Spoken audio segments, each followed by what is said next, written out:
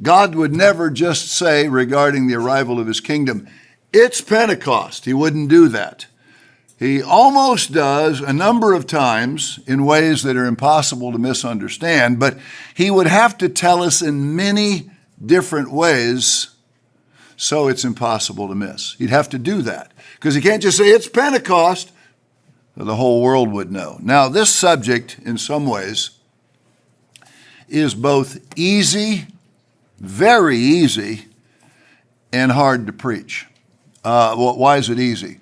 Well, there's such a vast amount of proof. You'll go away, you'll have no doubt, none. Why is it hard then? Because so many are interlaced and interconnected, and it's very, very hard to figure out how to lay them out so the best, most optimum learning curve occurs out there in the audience and around the world.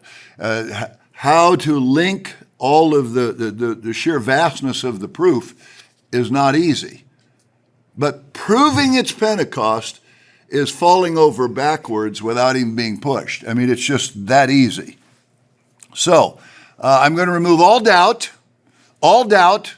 and in a way, sit back and enjoy the ride, because we have to pin down, in essence, three things. One is the day that the kingdom will come.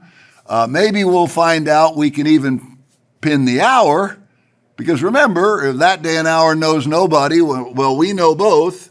Well, you're about to learn the day, and some people said last week, I don't even need to hear anymore. I can tell it's Pentecost already.